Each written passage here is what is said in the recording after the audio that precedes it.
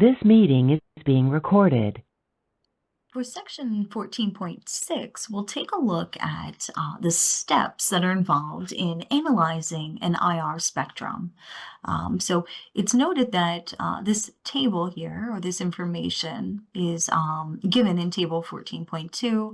And in case you need to reference anything that's said in this video, you can always take a look at that table in your textbook. So we're told, and we should know by now, that often molecular structure can be identified using an IR spectrum, specifically the functional groups that are contained in a molecule.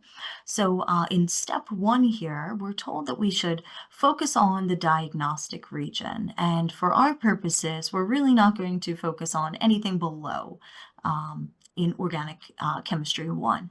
So we're always going to be above the fingerprint region in the 1500 reciprocal centimeter or above region. So again, this is the diagnostic region, and specifically we can look between, in A here, we're told 1600 to 1850. We can look for double bonds, things like carbon-carbon double bonds may appear there within an alkene.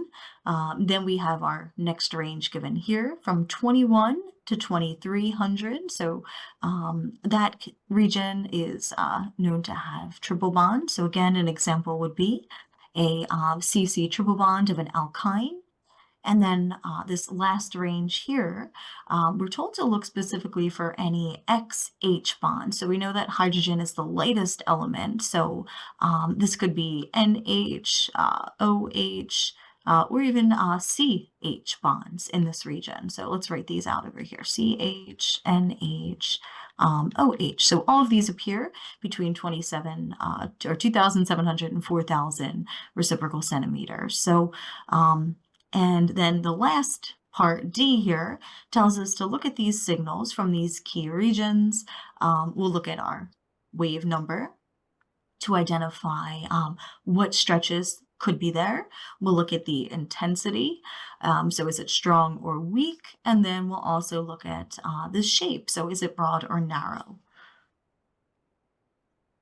So then after we compile all this information, we're told that we can perform step 2 here, and specifically in the 27 to 4,000 region, if we want to focus on bonds above 3,000, we know that that would exclude any sp3 hybridized CH stretches. So we know that those are all contained below 3,000, all of these stretches that I've highlighted over here.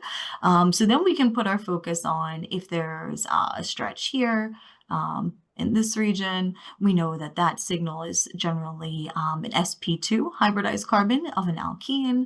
Then we have an sp hybridized carbon of an alkyne, CH stretch rather, that's shown in this region here. And then we have NH stretches of either primary or secondary amines. And then, of course, our OH stretches of our alcohols, and our carboxylic acids will be the highest energy. So closest to 4,000 are our OH stretches. So get to know these general areas to focus your attention, to look for signals, and you can compare spectra to the tables given in your textbook that give those specific ranges. So we'll continue with more examples in section 14.7.